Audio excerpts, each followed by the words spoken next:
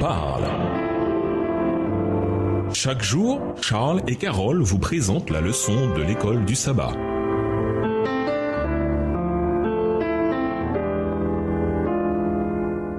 Bienvenue dans votre émission Dieu nous parle. Nous voilà au jeudi 7 juillet, restaurer la domination. À cause de la chute, nous autres humains avons beaucoup perdu, y compris la domination qui était le privilège de nos premiers parents en Éden.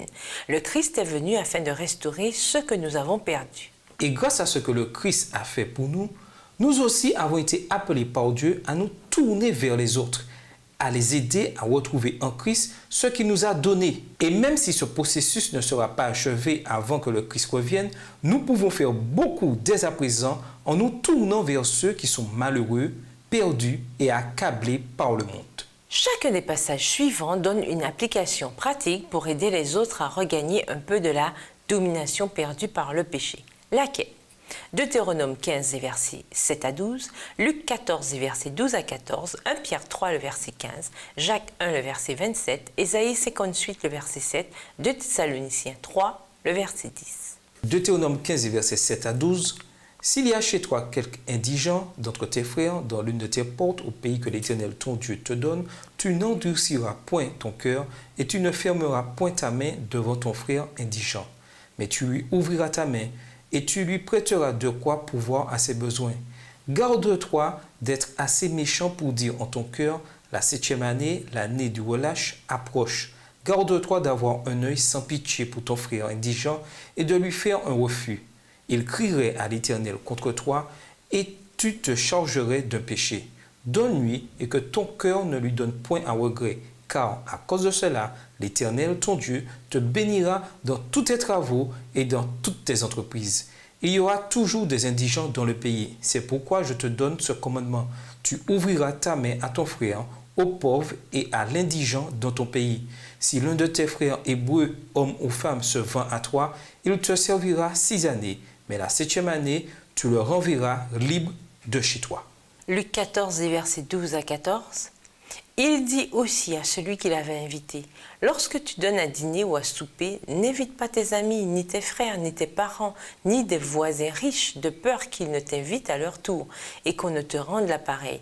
Mais lorsque tu donnes un festin, invite des pauvres, des estropiés, des boiteux, des aveugles, et tu seras heureux de ce qu'ils ne peuvent pas te rendre l'appareil, car elle te sera rendue à la résurrection des justes. » 1 Pierre 3, verset 15. Mais sanctifiez dans vos cœurs Christ le Seigneur, étant toujours prêt à vous défendre avec douceur et respect devant quiconque vous demande raison de l'espérance qui est en vous. Jacques 1, le verset 27, la religion pure et sans tache devant Dieu notre Père consiste à visiter les orphelins et les veuves dans leurs afflictions et à se préserver des souillures du monde. Ésaïe 58, verset 7, partage ton pain avec celui qui a faim et fais entrer dans ta maison les malheureux sans asile. Si tu vois un homme nu, couvre-le et ne te détourne pas de ton semblable. 2 Thessaloniciens 3, le verset 10, car lorsque nous étions chez vous, nous vous disions expressément, si quelqu'un ne veut pas travailler, qu'il ne mange pas non plus. En tant qu'Église et corps, nous pouvons, nous devons et nous avons été appelés à faire beaucoup pour atteindre les malheureux. Parfois, il s'agit simplement de donner de la nourriture, des vêtements ou bien un abri à quelqu'un dans l'urgence. Même si l'aide humanitaire est nécessaire, il en faut davantage pour aider les gens à restaurer la domination dans leur vie. Nous devons toujours être prêts à dire pourquoi nous avons cette espérance, mais nous devons le faire après avoir comblé les besoins physiques des gens et leur avoir montré la possibilité d'une vie meilleure. Bien que chaque situation et chaque besoin soient différents, Dieu nous a appelés à être une lumière et une source de guérison et d'espoir dans nos quartiers. Être témoin pour le monde du Dieu d'amour et sauveur que nous servons, c'est aussi beaucoup cela.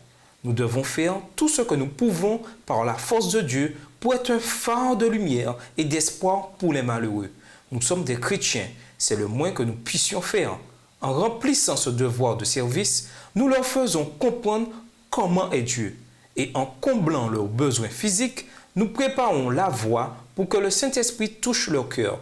C'est ce que Jésus faisait et c'est ce que nous sommes appelés à faire également. Et nous vous laissons avec la question du jour. En quoi le sacrifice de Jésus influence-t-il nos décisions et notre comportement quotidien? Au revoir. Et à demain si Dieu veut. Dieu nous parle. Chaque jour, Charles et Carole vous présentent la leçon de l'école du sabbat.